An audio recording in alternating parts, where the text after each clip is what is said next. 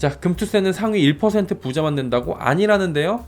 금융투자소득세를 부과할 경우에 총 자산 규모가 중간분위에 해당하는 가구의 세부담이 다른 자산 가구와 비교해서 낮다. 한마디로 돈이 있는 사람과 돈이 없는 사람들은 그냥 둘 다 그 세부담이 늘어나고, 중간분위, 한마디로 애매한 사람들은 그나마 비교적 낮다. 다른 자산에 비해서 낮다. 라는 얘기가 나오고 있는 거예요. 이게 투자 및 보유 행태를 고려한 자산 유형에 따른 세부담 연구 결과가 나온 건데요. 그래가지고 부동산 금융자산들은 포함해서 총자산 10%의 10분위 하위 10%를 1분위로 봤을 때 금투세 도입 환경에서 세율이 가장 낮은 건 중간층에 해당하는 자산 5분위다. 그러니까 가운데 사람들이 제일 비교적 적게 낸다. 5분위의 연평균 세부담은 72,000원으로 최종 세부담률은 21.7%. 5분위를 기준으로 자산이 많을수록 세율은 높아져서 10분위의 세부담은 무려 43.5%. 근데 적은 가구일수록 부담률이 또 높아져가지고 1분위는 무려 184%에 달했다. 뭐야? 돈 없는 사람들이 더 힘든 거네? 이런 얘기가 나오는 거죠. 당장 이게 내년에 시행될 수 있는 금투세 불안감이랑 우려가 높아지고 있고요. 다수의 개인 투자자들은 청원 등을 통해서 반대 입장을 밝히고 있고, 윤 대통령도 어제 기자회견에서 내년 1월로 예정된 금투세 시행과 관련해서 막대한 타격이 예상되니까 금투세를 폐지해야 된다고 강조를 했습니다. 그리고 다시 지금 불이 붙었어요. 현재 금투세 도입의 근거로 사용되는 것 중에 하나가 이런 논리거든요. 금융투자 대상자가 지금 추산이 지금 이것도 17년 기준이에요. 코로나19 이후에 주식 투자자 증가로 한 15만 명 안팎으로 늘어났을 경우에 한 1%밖에 안 된다. 1440만 중에서 15만 정도밖에 안 된다. 금투세 내는 사람들이 1%의 부자만 내는 건데 왜 99%가 난리세요? 이거 아니겠어요? 지금 논리는 그거잖아요. 그리고 이거 기재분가에서도 했는데 한 15만 명 정도로 지금 늘어날 수 있다라고 얘기가 나오고 있습니다. 근데 1%를 굳이 걱정할 필요도 없고, 소득이 있는 곳에 세금이 있다고 하는 것인데 뭐 어때?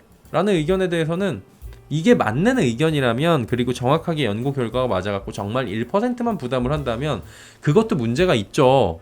조세 정의에 대해서는 모두가 평등해야 된다. 물론 버는 사람이 더 내야 되는 거고 누진도 있고 다 그래요. 그래갖고 법적 정의가 있는 거고 조세 정의가 있는 건데, 그래도 1%만 부담하게 되는 것도 사실은 저도 거기에 해당하는 거 택도 없지만, 그것도 어떻게 보면 입장 바꿔놓고 생각하면 거시기하긴 한데, 1%가 아닌데 걱정할 필요가 없다? 뭐 그렇게 생각할 수 있겠죠, 누군가는.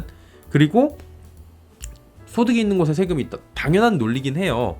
근데 이게 아니라는 거예요. 세 부담이 1%만이 아니라 모두에게 가중된다는 겁니다. 모두에게 늘어난다는 연구 결과인데 주장에 상반되는 거죠. 금투세 도입하면 전방위적으로 세부담이 늘어난다는 거고요. 한국조세재정연구원이 재정포럼 4월을 통해서 발표를 한 건데요. 연구진은 과거 투자 행태와 자산 보유 수준 등을 바탕으로 20세부터 70세까지 50년간의 경제 활동을 하는 경우를 가정을 했고요. 물론 연구기 때문에 시뮬레이션대로 간다라는 그런 보장은 없는 거는, 이거는 전제로 둬야 됩니다. 그래가지고 쭉쭉쭉 확인을 했어요.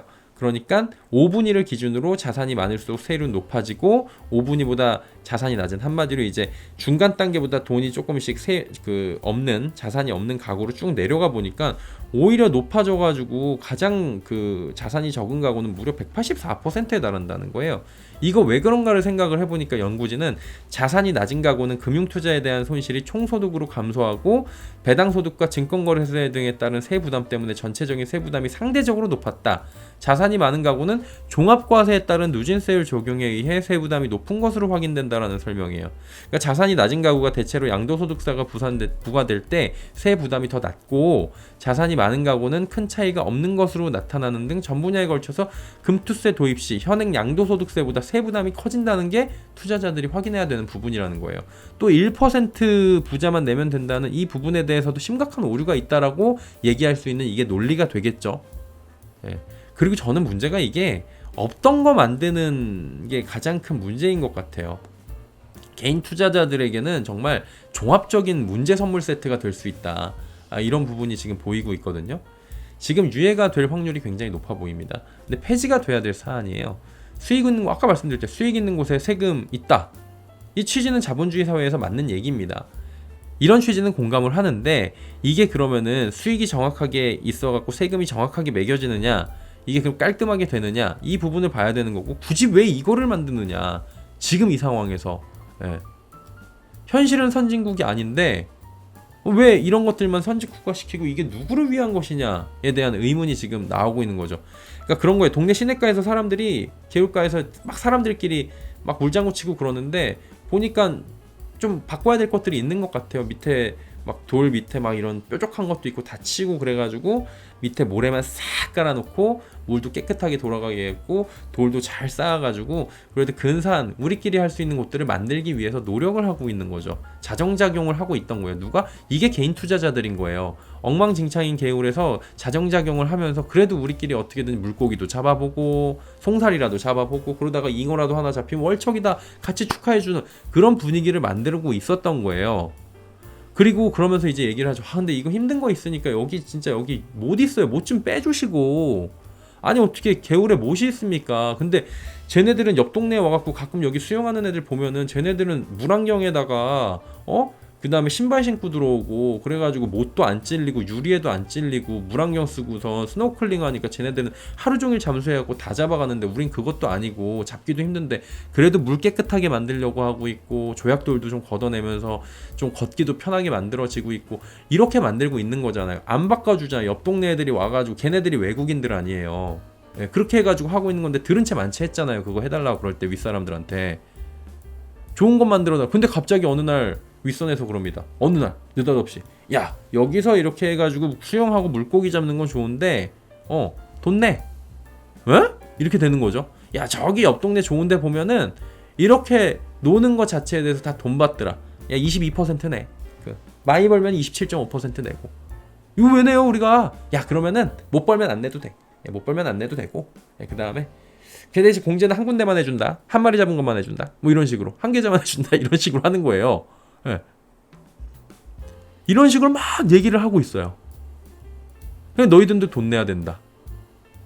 얼마나 많은 노력을 해왔는데 지금까지.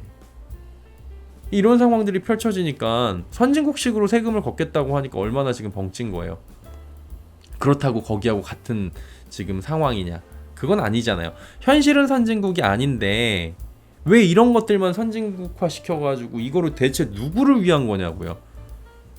왜 굳이 없던 것들을 만들어내야 되는 거에 대한 근본적인 의문이 있는 거죠. 바꿔주지도 않고. 바꿔주려고 노력하고 있다? 그럼 바꿔달라고. 그리고 자꾸 이제 세수 결손 얘기를 저한테 얘기를 하셔요. 야 그러면 세수 어떻게 할 건데 지금 특히나 이제 요거 하시는 분들이 저는 정치적으로 지금 이거를 말하고 있는 게 아니에요. 예. 이거 얘기하는 게 지금 세수가 결손이 이렇게 빵꾸가 많이 났는데 이거 어떻게 할 거냐라는 얘기들을 하는 거. 아니 없던 거잖아요. 지금 세수가 없는 건 없는 거고 이거 없던 거잖아요. 없던 건데 무슨 결손이야. 있던 거에서 빠지는 게 결손 그 사전적 정의를 찾아보면 결손은 있던 거에서 빠지는 거잖아요. 그러면 거래세 낮춰준 건 어떻게 할 건데 그걸로 퉁치고 있는 거잖아. 누가 내려달래. 그렇게 원한 투자자들의 국민적 합의도 없었어요. 그 0.15% 수준까지 낮추는 건 큰 의미 없다니까요. 아예 없애려면 싹 다 없애야지 이거는. 그래야지 이중과세 얘기가 안 나오는 거예요. 그게 어렵다면 거래세 인하해가지고 세수 부족 얘기하지 말고 그냥 폐지시켜버리는 게 깔끔한 거 아니겠어요? 예. 그러니까 위 연구 결과 있잖아요. 예. 세부담 커진다고요. 금투세에 대해서 절대 다수 투자자는 상관없다고 하는데 그렇지 않을 수도 있다라는 거예요. 그리고 해당되는 사람은 고작 15만이라고 할 수 있을지라도 이들의 자금 수준이 다르기 때문에 투자 시장의 변화를 위해서는 그냥 물량 던지고 그냥 나가요. 열받아가지고 그냥 나가면 어떻게 할 건데요? 그러면 팍팍팍 떨어지면 우리도 같이 걸리고 만약에 신용 쓴 사람들이 있으면 다 그냥 반대매매 맞는 거고. 그건 그 사람들이야 던지고 나가고 싶을 때 나가는 거지만 우리는 우리가 던지고 싶을 때 못 나갈 수도 있다니까요. 이게 불안감이잖아요. 이렇게 될 수도 있다라는 불안감. 증권시장에서 가장 싫어하는 거. 불확실성, 불안감. 작년에 금투세 어땠어요? 금투세가 아니라 그 양도세. 대주주 양도세. 상향한다 안 한다 얘기 나오면서 연말까지 이것 때문에 막 진짜 팔고 나가고 막 개인들 정말 던지고 하락장에서도 이런 얘기 나왔잖아요. 진짜 실제로 봤잖아요. 매년 나왔던 거잖아요. 금투세의 불안감도 연말 갈수록 이게 만약에 해결이 빨리 안 되면 커질 수밖에 없는 상황입니다. 이번에는 더 큰 혼란으로 인해서 하반기가 되면은 이거 강해질 수 있습니다. 그럼 거래세 인하해 주는데 뭐가 그 좋은 거 아니냐 그러는데 투자자들한테 도움 안 됩니다. 단타 쳐갖고 돈 벌었다는 이거는 통계 자료들도 많이 있잖아요. 잦은 매매는 결국 계좌에 도움 안 된다고요. 잦은 매매는 수익성을 악화시킵니다. 10번 벌고 한 번 크게 날리면 싹 다 날립니다. 그리고 사람의 욕심이라는 게 10만 원씩 벌다가 나는 이거 10만 원이 만약에 액수가 10배였으면 100만 원이었을 텐데 갖고 10배 태우고서 한 방에 날려버리는 게 개인들의 투자 방식이에요. 이건 개인뿐만 아니라 다 그래요. 예. 누가 근데 이렇게 단타 매매를 왜 만들어 주냐고요. 자본주의라는 게 국내 주식시장에 자본주의 시장에서 정말 좋다는 거를 유인책을 써가지고 이렇게 투자를 통해 갖고 투기가 아니라 장기간 투자를 통해 갖고 자산을 효율적으로 증식시키자는 취지가 있는 건데 그 자체를 무색하게 만드는 행위인 겁니다. 이거는 단기 투자를 장려하는 거잖아요. 이거는 그렇게 얘기하진 않지만 결론적으로 봤을 때는 야 많이 거래해도 돈 적게 나오는 거니까 많이 해서 돈 많이 벌면 되잖아. 이 논리 나오고 있잖아요. 지금 어떻게 하냐고 쉽지 않다니까요. 네. 그리고 이거 원천징수 분리과세 해버리면 굉장히 복잡해집니다. 잘못하면 다 세무사 써야 될 수도 있어요. 그럼 또 세무사 쓰는데 돈 들어가죠. 네. 개인이 사전 신고한 금융기관에만 적용되고 안 한 거는 뭐 과세 대상이 될 확률이 굉장히 높으니까 그럼 계좌 여러 개 쓰는 사람들 있잖아요. 23개 쓰는 사람들 있고요. 복잡해지는 구조입니다. 여기에 건볼이 올라가죠. 여기에 문제만 생기면 이게 단순하게 1%만 세금을 낸다고 보는 게 아니라 전방위적으로 이렇게 파생적으로 나오는 부분이 있다라는 거예요. 하나하나 제가 제일 불만인 거는 하나하나 이 투자 하나 하는데 우리가 다 챙겨야 되는 구조가 되는 거고 세무사까지 고용할 수가 있어야 되고 그리고 없던 문제가 지금 생기는데 이게 사회적 비용 아니겠냐고요. 그냥 그 금투성이면 이중 과제 얘기 나오니까 형평성 문제 지금 계속 나오고 있는 거예요. 그러니까 개인들과 법인 간의 형평성 문제도 당연히 제기가 되는 거고요.